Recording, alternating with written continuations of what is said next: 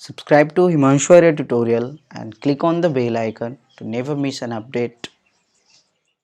इस वीडियो में हम लोग 10th क्लास का अब नेक्स्ट चैप्टर देखने जा रहे हैं जिसका नाम है कंट्रोल एंड कोऑर्डिनेशन। मैंने पिछले लेक्चर में ऑलरेडी इस चैप्टर का थोड़ा बहुत एक ब्रीफ डिस्क्रिप्शन आपको मैंने दे दिया था। इस चैप्टर में क्या पढ़ना है, किस तरीके से हम चैप्टर को आगे बढ़ाएंगे, इन सब चीज़ों को मैंने ऑलरेडी क्लियर कर दिया था। क्लियर है ना इतना? अब देखो आज जो है ना हम चैप्टर को शुरू करने जा रहे हैं, ठीक है? तो चैप्टर का नाम यहाँ पे डाल देना। चैप्टर का नाम क्या है? तो कंट्रोल एंड कोऑर्डिनेशन। मैंने थोड़ा बहुत ऑलरेडी समझा रखा है इसके बारे में, ठीक है? तो यहाँ आज बेसिकली हम चैप्टर को इनिशिएट करेंगे, शुरू करेंगे, ठीक है ना? स्टार्ट कर देंगे यहाँ पे। तो देखो इस चैप्टर को स्टार्ट करने से पहले इस चैप्टर का कुछ ABCD है। ABCD मतलब जिसका यूज होगा इस चैप्टर में, उसके बिना चैप्टर अगर डायरेक्ट शुरू कर देना तो फिर उतना समझ में नहीं आएगा सही तरीके से। एक इंट्रोडक्शन, इसलिए मैंने इंट्रोडक्शन का एक लेक्चर अलग से बनाया था, ठीक है ना? जिसमें जो भी चीज़ें एक्स्ट्रा बतानी थी मुझे वो मैंने बता दिया था ऑलरेडी कि हम इन सब चीज़ों को ध्यान में रखते हुए इस चैप्टर को पढ़ेंगे। और देखो जहाँ तक बोर्ड की बात है तो ये भी मैं आपको बता देता हूँ कि बोर्ड के पॉइंट ऑफ व्यू से ये चैप्टर बहुत इंपॉर्टेंट है। शुरू के 3 chapter life process, control coordination, reproduction, ठीक है ना? ये 3 चैप्टर मोस्ट इंपॉर्टेंट होते हैं बोर्ड के पॉइंट ऑफ व्यू से। बाकी लास्ट के जो 3 चैप्टर हुए उसमें से जो पहला चैप्टर है that is heredity and evolution करके, है ना, या जो भी उसका नाम है, वो थोड़ा सा इंपॉर्टेंट है। और बाकी के जो 2 चैप्टर है ना फिर वो थोड़े कम इंपॉर्टेंट है, ठीक है, एग्जामिनेशन पॉइंट ऑफ व्यू से। लेकिन हमें सारे चैप्टर को ही पढ़ना है और सही तरीके से, जिस तरीके से हम पढ़ते जा रहे हैं ना उसी तरीके से पढ़ते चलेंगे। तो ध्यान से देखोगे यहाँ पे ना कंट्रोल कोऑर्डिनेशन को शुरू करें इससे पहले कुछ इसके ABCD देखेंगे, ठीक है? जैसे मूवमेंट क्या होता है, तो ध्यान से देखना, मूवमेंट समझोगे। देखो यहाँ पे कुछ पॉइंट है, मूवमेंट और एक यहीं पे है लोकोमोशन। इन 2 चीज़ों के बारे में अगर आपको पता है तो ठीक है, नहीं पता है तो फिर सुनो, क्योंकि इसका यूज आएगा इस चैप्टर में, है ना? और हम एक एक चीज़ यहाँ पे समझाते चलेंगे ताकि आगे आपको कोई क्वेश्चन खुद भी जनरेट ना हो, ठीक है ना? तो ध्यान से देखना। आफ्टर ऑल देखो प्रॉब्लम ये है ना कि हम ऑनलाइन पढ़ रहे हैं, तो तुम मेरे सामने तो वो नहीं कि जैसे क्लासेस में क्या होते हैं, ढेर सारे बच्चे होते हैं, सर पढ़ा रहे हैं, बीच में कुछ क्वेश्चंस आ जाते हैं, तो चलो उस तरीके से डील हो जाता है। यहाँ तो आप क्वेश्चंस भी नहीं पूछ रहे हो मेरे से, है ना? तो मैं ऑलरेडी जो क्वेश्चन तुम पूछना चाह रहे हो उसे मैं खुद से यहाँ डिस्कस कर दूंगा। आपको जरा सा भी यहाँ पे टेंशन लेने की जरूरत नहीं है। आपने फर्स्ट चैप्टर पढ़ा ना, प्रॉब्लम होने दिया मैंने? बिल्कुल नहीं। यहाँ भी प्रॉब्लम नहीं होने देंगे, इसे भी बिल्कुल स्मूथली खत्म कर देंगे। आ रहा समझ में ना? चलो ध्यान से देखना। तो सबसे पहले समझ लो मूवमेंट और लोकोमोशन में थोड़ा बहुत क्या डिफरेंस होता है। देखो मूवमेंट लोकोमोशन दोनों एक तरह से देखा जाए तो सेम ही है, लेकिन डिफरेंस ये है कि जैसे देखो मैं यहाँ पे खड़ा हूँ, ठीक है ना? अब देखो मैंने हाथ ऐसे ऊपर किया, ये देखो लेफ्ट राइट जो भी मैं इसे घुमा रहा हूँ, सो दीज आर मूवमेंट। मैं बोल रहा हूँ तो ये भी क्या है? मूवमेंट है। मेरे माउथ के मसल्स का क्या हो रहा है? मूवमेंट हो रहा है। और समझ में, मेरे किसी ना किसी बॉडी पार्ट का मूवमेंट हो रहा है। देखो हाथों का मूवमेंट, ये देखो सर का मूवमेंट है ना, किसी के लिए हाँ किसी के लिए ना करना है ऐसे, तो ये सब क्या हो गया? मूवमेंट्स होते हैं। तो मूवमेंट्स में किसी भी बॉडी पार्ट का पोजीशन चेंज करता है। अरे समझ में, विथ रिस्पेक्ट टू टाइम। जैसे अभी ऐसे है, अगले टाइम में देखो मूवमेंट हो गया ना। लेकिन अगर लोकोमोशन की बात करें तो लोकोमोशन में पूरे बॉडी का ही मूवमेंट होता है। मतलब मैं यहाँ से चल के देखो यहाँ आ गया, now this is termed as locomotion. अरे समझ में? अब देखो मैं क्या कर रहा हूँ, तो मैं लोकोमोशन कर रहा हूँ। समझ में आ रहा है आपको? मैं एक पोजीशन से दूसरे पोजीशन में पूरे बॉडी का ही मतलब ये पोस्चर चेंज कर रहा हूँ with respect to time. Time के तो रिस्पेक्ट में सब कुछ होना है, टाइम तो कभी रुकता नहीं है। क्लियर है ना? तो इतना आपको समझ में आया। अब देखो कंट्रोल कोऑर्डिनेशन में मैंने आखिर इसे समझाया क्या, क्यों समझाया, समझना। तो देखो लोकोमोशन एनिमल्स में होते हैं, प्लांट में लोकोमोशन होता है क्या? प्लांट में लोकोमोशन नहीं होता है। लोकोमोशन कहाँ होता है? लोकोमोशन एनिमल्स में होते हैं भाई, प्लांट में तो नहीं होता है भाई। क्यों भाई? तो क्योंकि प्लांट में क्या है? फिक्स है। आ रहा समझ में। लेकिन मूवमेंट की बात करें तो मूवमेंट एनिमल में होगा तो होगा ना, अभी तो करके दिखा है। क्या लोकोमोशन होगा, सॉरी, क्या प्लांट में होगा? तो प्लांट में मूवमेंट जरा देखते हैं। तो हवा चल रही है, पत्ते डोल रहे हैं, ब्रांचेस डोल रहे हैं, मूवमेंट ही तो है। उसके बॉडी पार्ट्स, किसी बॉडी पार्ट्स का पोजीशन चेंज कर रहा है ना विथ रिस्पेक्ट टू टाइम, तो ये क्या है? मूवमेंट है। तो प्लांट में भी मूवमेंट क्या होगा? मूवमेंट पॉसिबल होगा, यानी मूवमेंट तो दोनों में पॉसिबल है। लेकिन लोकोमोशन, अगर लोकोमोशन की बात करोगे तो कहाँ पॉसिबल होगा? सिर्फ एनिमल में। क्लियर हुआ इतना? यानी कि मूवमेंट जो है ना, एक तरह से movement is a characteristic property of living organism. Living organism का ये एक प्रॉपर्टी है, movement is one of the property of living organism. इसे हम यहाँ पे लिख सकते हैं, क्या लिख सकते हैं? Movement is one of the property of living organism. Living organism की मूवमेंट क्या है? तो एक प्रॉपर्टी है। अब देखो, मूवमेंट भी ना दो तरीके के होते हैं, मूवमेंट भी दो तरीके के होते हैं, ध्यान से समझना। सबसे, यानी ऐसे लिख लो, it can be of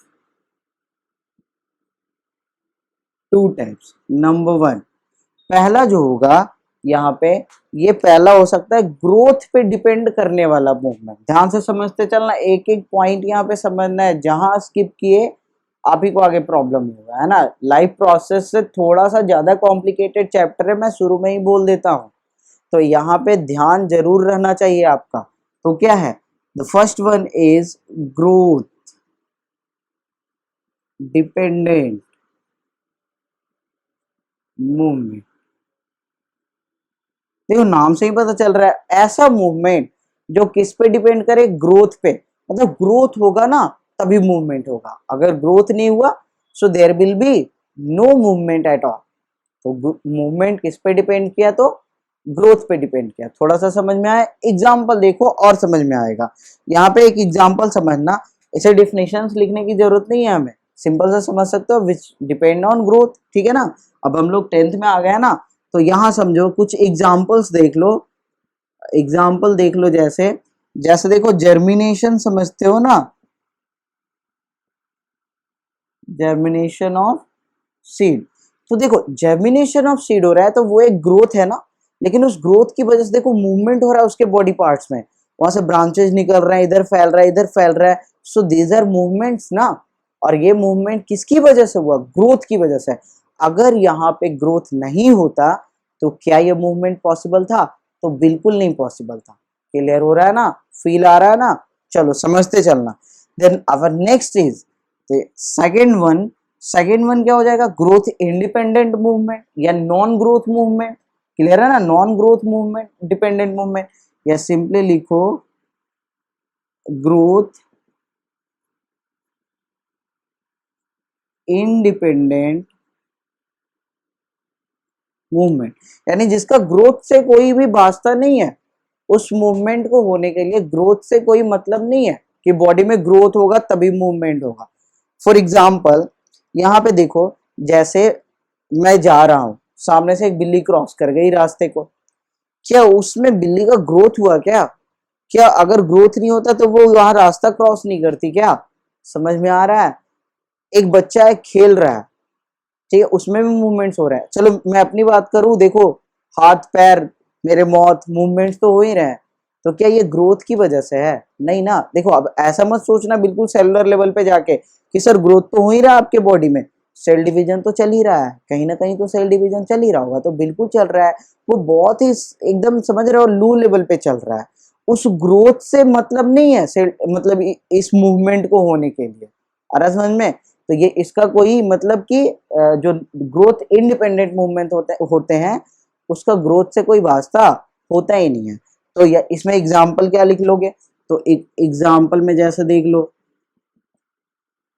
children's playing. Clear है ना? तो एक बच्चा है खेल रहा है, तो क्या है? यहाँ पे ग्रोथ से कोई वास्ता है नहीं। आ रहा समझ में? अब देखो यहीं पे अभी हम ABCD ही पढ़ रहे हैं, ठीक है ना, चैप्टर का शुरुआत हो चुका है, ABCD बस पढ़ रहे हैं। ABCD दैट मीन्स कि वो सब चीजें जो हमें इस चैप्टर को समझने में मदद करेगा। इस चैप्टर को इसके बिना हम डायरेक्ट शुरू नहीं करेंगे, क्लियर है ना। अब देखो कुछ पॉइंट्स होते हैं समझना। एक होता है हमारा स्टिमुलाई, स्टिमुलाई या स्टिमुलस, सिंगुलर बोलते हैं स्टिमुलस, क्लियर है ना, और प्लूरल इज स्टिमुलाई। सही से नहीं दिख रहा है क्या? फिर से लिख देता हूं। अब देखो ये आखिर क्या है, बहुत इंपॉर्टेंट है, इसी में पूरा चैप्टर बेस्ड है, क्लियर है ना।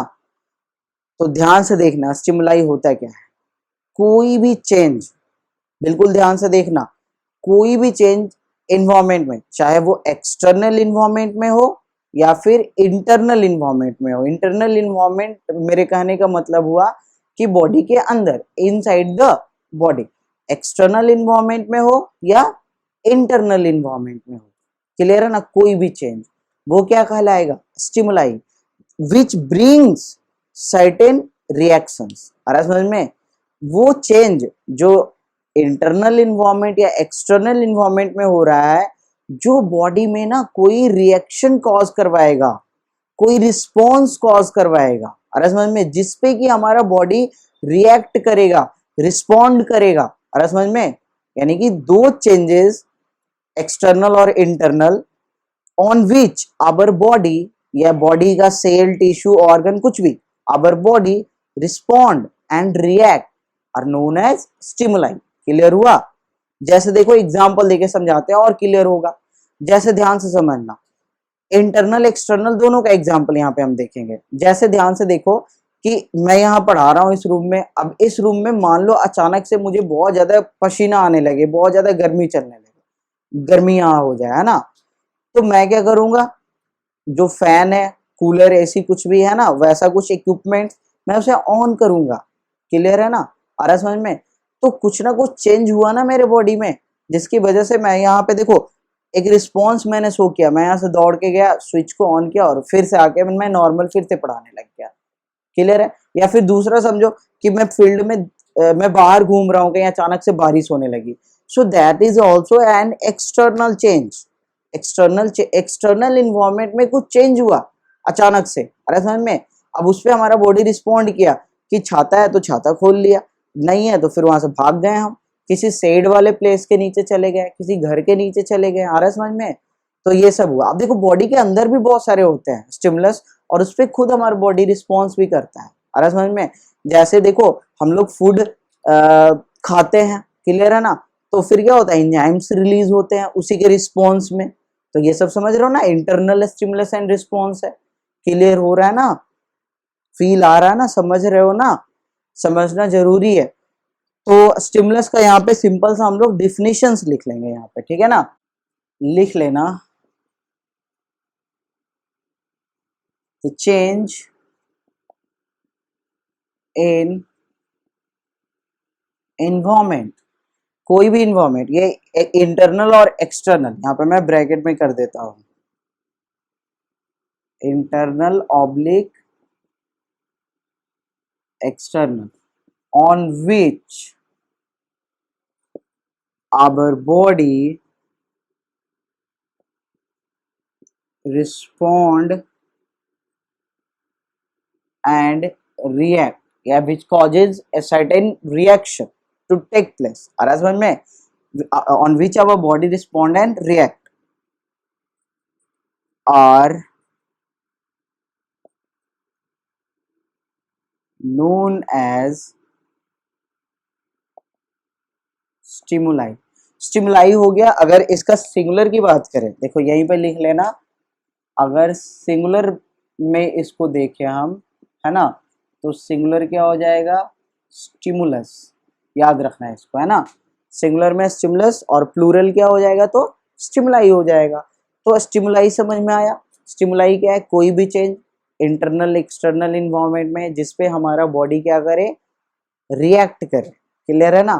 तो ये क्या कहलाएगा, स्टिमुलाई। तो स्टिमुलाई दो तरह के होते हैं, internal stimuli, external stimuli, clear है ना, यहीं पे समझ में आ भी गया होगा आपको। तो यहीं पे साथ साथ देख लेना, इसके टाइप्स देख लेना। यानी पहला जो हो गया ना वो हो गया क्या, इंटरनल। अब इंटरनल स्टिमुलाई क्या हो गया, पूरा ही लिख लेते हैं। तो ये basically due to internal factors like क्या, तो हॉर्मोन्स, एंजाइम्स, है ना, एटीसी। कुछ केमिकल्स हो सकते हैं हमारे बॉडी में, है ना। तो इन सब की वजह से जो इनसाइड हो रहा है, बॉडी के अंदर हो रहा है स्टिमुलस जनरेट, तो उसे क्या बोलेंगे, इंटरनल स्टिमुलस। अगर दूसरा हम बात करें तो दूसरा क्या हो जाएगा, एक्सटर्नल स्टिमुलाई। क्लियर है ना।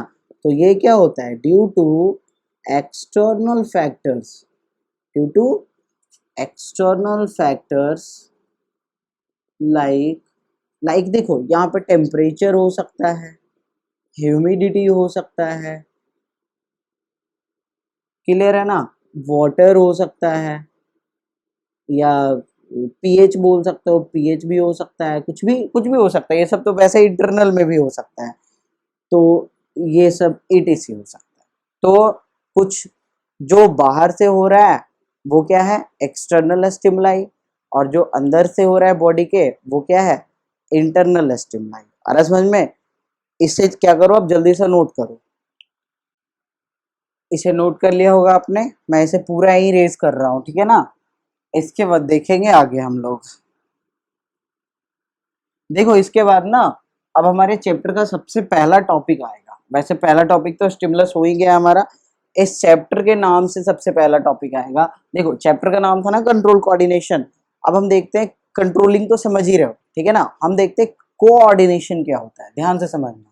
हमारा जो अगला टॉपिक है वो है कोऑर्डिनेशन। अब यहाँ पे समझोगे कोऑर्डिनेशन वर्ड। देखो चैप्टर का ये हेडिंग था ना हमारा, कंट्रोल एंड कोऑर्डिनेशन, वहीं से उठ के कौन आया है, कोऑर्डिनेशन। कोऑर्डिनेशन को समझोगे यहाँ पे ध्यान से। कोऑर्डिनेशन का मतलब क्या हुआ कि हमारे, मैं बॉडी के रिस्पेक्ट में बता रहा हूँ, हमारे बॉडी में जैसे कोई स्टिमुलस आया, इंटरनल एक्सटर्नल कुछ भी हो सकता है, वो यहाँ पे फर्क नहीं पड़ेगा उससे, ठीक है। तो उस स्टिमुलस पे हमें क्या करना है, रिएक्ट करना है, रिस्पॉन्ड करना है, एक रिएक्शन जनरेट करना है। अरे समझ में, एक अब और यहीं पे एक चीज ध्यान में रखना कि वो जो रिएक्शन है ना वो एक प्रॉपर रिएक्शन होना चाहिए, प्रॉपर मतलब रिस्पॉन्ड होना चाहिए। अरे समझ में, ऐसा नहीं कि मतलब स्टिमुलस कुछ और बोल रहा है और रिस्पॉन्स में हमने उसका उल्टा ही कर दिया, तो ये तो फिर और भी प्रॉब्लम क्रिएट करेगा ना। फॉर एग्जाम्पल कि इस रूम में अभी जैसे गर्मी लग रही थी थोड़ी देर पहले, तो मैंने एसी ऑन किया, फैन ऑन किया, जो भी है। अब ये एक प्रॉपर रिएक्शन हुआ, तो अगर थोड़ा बहुत यहाँ प्रॉब्लम हो जाता है उस रिएक्शन में, तो मैं और भी खिड़की दरवाजे बंद कर लेता। समझ में आ रहा है, तो ये तो उसके और अगेंस्ट हो गया ना। तो एक प्रॉपर मतलब कि रिएक्शन जनरेट होना चाहिए। आ रहा समझ में ना। तो डिफरेंट बॉडी पार्ट्स में ये कोऑर्डिनेशन होना चाहिए। जैसे गर्मी लगा तो फील हुआ बॉडी को, पसीना निकल रहा है, ब्रेन को पता चला, ब्रेन ने बोला करना क्या है भाई, तो उससे पता चला अच्छा तुम्हारे पास एक इन्वेंशन है, दैट इज फैन, तो फैन ऑन कर लो ना, वो स्विच से ऑन होता है। फिर मैं यहाँ से गया स्विच को ऑन किया, तो हो गया ना यहाँ पे क्लियर। तो इन सब चीजों को समझना, यहाँ डिफिनीशन लिख लोगे, सिंपल सा लिखोगे यहाँ पे, coordination is the working together of different body parts so as to produce a proper reaction to the stimulus. कोई भी स्टिमुलस होगा उस पर एक प्रॉपर रिएक्शन जनरेट करे, प्रोड्यूस करे हमारा बॉडी, सारे बॉडी पार्ट्स मिलजुल के। This is known as coordination. Different body parts का एक साथ मिलजुल के काम करना ही क्या कहलाता है, तो कोऑर्डिनेशन कहलाता है, ठीक है ना। कोऑर्डिनेशन हम नॉर्मल अपने लाइफ में भी यूज करते हैं कोऑर्डिनेशन वर्ड, ठीक है ना, जहाँ मिलजुल के काम किया जा रहा हो। यहीं पे समझना, देखो मैं यहाँ पे कुछ अंडरलाइन कर रहा हूँ, ध्यान से देखना इसे। प्रॉपर रिएक्शन, यहाँ पे देखो एक प्रॉपर रिएक्शन, इसे मैंने एग्जांपल भी देके समझाया, ठीक है ना।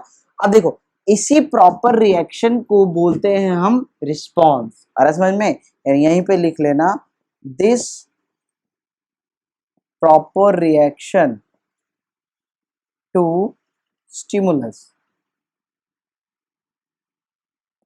इज नोन एज, क्या बोलेंगे इसको, तो रिस्पॉन्स बोलेंगे, यानी ये बॉडी का क्या है, रिस्पॉन्स। तो समझे अब कैसे काम किया, स्टिमुलस आया और उस पर बॉडी ने रिस्पॉन्स किया, रिस्पॉन्ड किया। आ रहा समझ में। तो ये दो वर्ड जरूर याद रखना है, पूरे चैप्टर का ना ये बैकबोन है, स्टिमुलस एंड रिस्पॉन्स।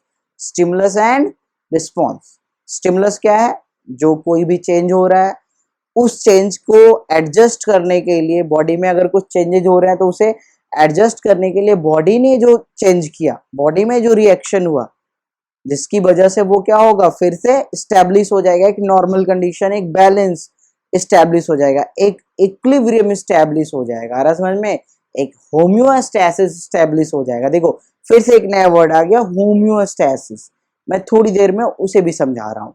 इतना समझ में आया आपको, दो वर्ड स्टिमुलस रिस्पॉन्स, दोनों बहुत जरूरी है, स्टिमुलस रिस्पॉन्स समझना, समझ गए हो गए यहाँ तक आप।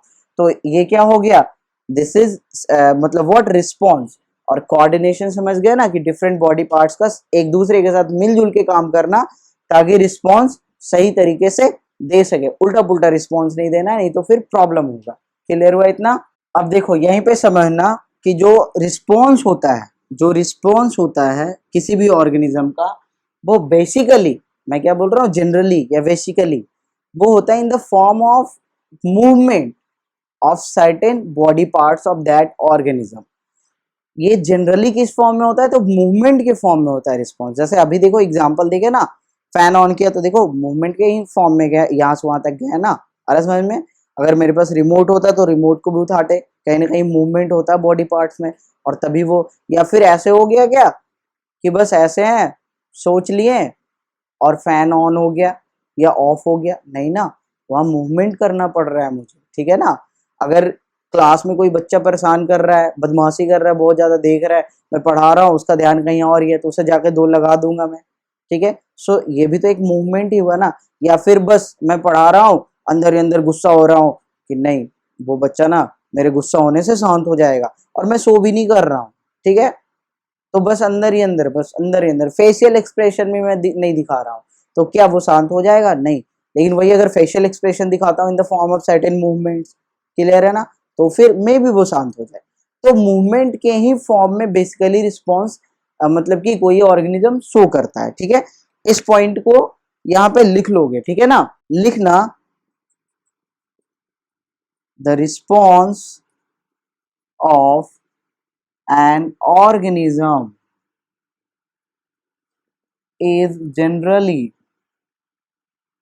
देखो हमेशा नहीं होता है लेकिन जनरली ऐसा ही होता है, generally in the form of,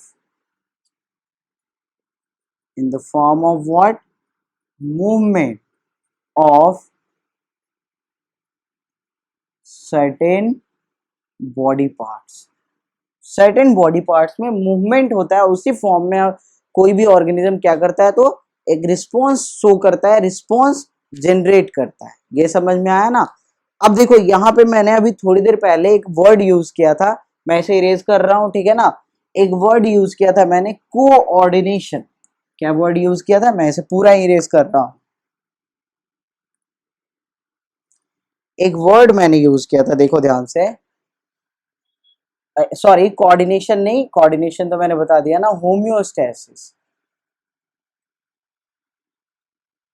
homeostasis है ना। देखो होम्योस्टैसिस क्या है, ध्यान से समझना, ये डिफिनेशंस पूछ देगा अक्सर एग्जाम में कि डिफाइन होम्योस्टैसिस। बहुत ही सरल है, ध्यान से बस सुनोगे। देखो हुआ क्या कि बॉडी में कोई भी, या बॉडी में या इंटरनल एक्सटर्नल कोई भी इन्वायरमेंट में अचानक से कोई चेंज हुआ, उस चेंज की वजह से बॉडी का जो इक्विलिब्रियम था ना, जो बैलेंस था, वो बैलेंस थोड़ा सा तो बिगड़ा ना, वो बैलेंस क्या हो गया, थोड़ा सा अल्टर हुआ। अब उस बैलेंस को अल्टर हुआ तो उसकी वजह से बॉडी में कुछ रिएक्शंस होने शुरू हो जाएंगे। अब हमें क्या करना है, हम क्या चाह रहे हैं कि हमारा बॉडी वापस से क्या हो जाए, एक इक्विलिब्रियम में पहुंच जाए, यानी प्रीवियस स्टेट में पहुंच जाए, जहां पे कि बॉडी एक बैलेंस में पहुंच जाए, एक इक्विलिब्रियम के स्टेट में पहुंच जाए। आ रहा समझ में? इसी मेंटेनेंस प्रोसेस को हम होम्योस्टैसिस बोलेंगे। यानी देखो, इन्वायरमेंट जो है वो एक एवर चेंजिंग इन्वायरमेंट है। इन्वायरमेंट में कहीं ना कहीं कुछ ना कुछ हर समय चेंज हो रहा है, चाहे इंटरनल इन्वायरमेंट हो चाहे एक्सटर्नल इन्वायरमेंट हो। अब इस एवर चेंजिंग इन्वायरमेंट में हमारे बॉडी को बैलेंस में रखना, इक्विलिब्रियम में रखना, इसी प्रोसेस को हम क्या बोलते हैं, तो होम्योस्टैसिस बोलते हैं। यानी it is the maintenance of equilibrium of our body in an ever changing environment. ठीक है ना, बस इसे लिख लेंगे। It is the maintenance of equilibrium को आप बैलेंस समझ सकते हो, है ना, equilibrium of body in an ever changing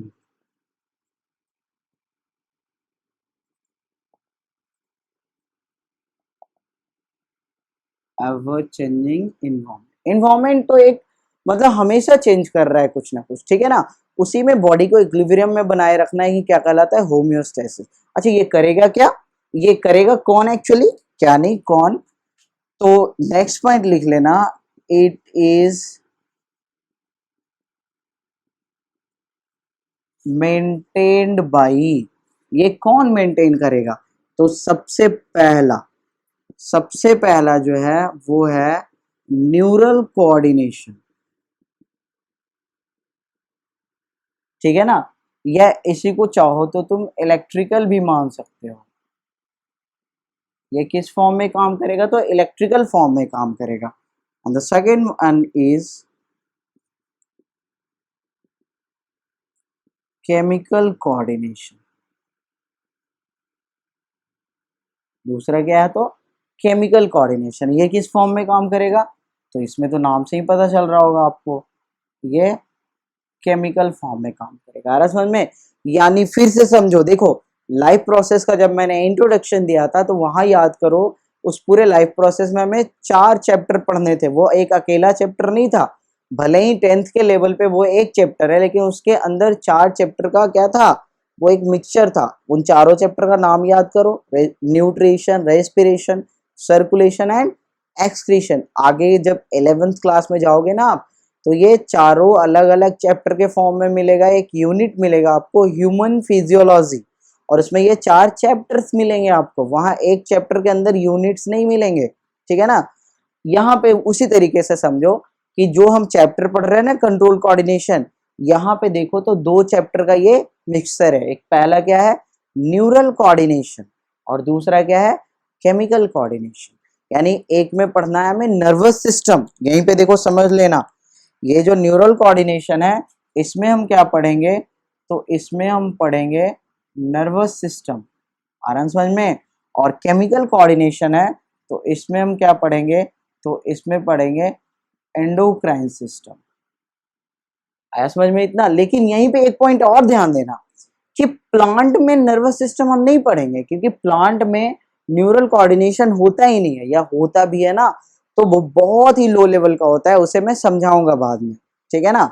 यहाँ पे समझो, लेकिन एनिमल के केस में हम दोनों ही होता है। यहाँ पे एनिमल के केस में हम दोनों ही देखेंगे, न्यूरल कोऑर्डिनेशन भी और केमिकल कोऑर्डिनेशन भी, यानी इंडोक्राइन सिस्टम और नर्वस सिस्टम भी, ठीक है ना।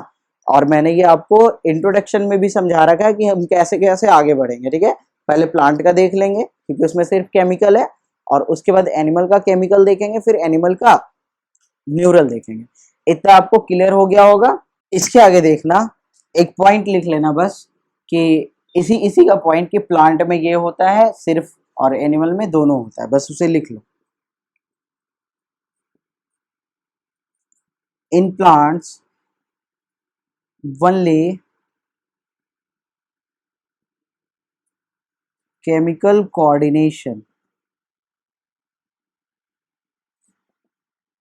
is present while in animals both chemical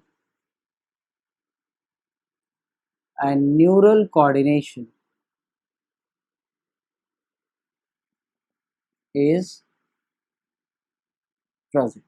तो एनिमल के केस में क्या है, दोनों ही है, लेकिन प्लांट के केस में क्या है, तो सिर्फ और सिर्फ केमिकल कोऑर्डिनेशन। और ये केमिकल कोऑर्डिनेशन हम शुरू करेंगे नेक्स्ट लेक्चर में, यानी नेक्स्ट लेक्चर में हमारा जो टॉपिक होगा वो क्या होगा, केमिकल कोऑर्डिनेशन इन प्लांट्स। तो यहाँ तक आपको बेसिक्स क्लियर हो गए होंगे।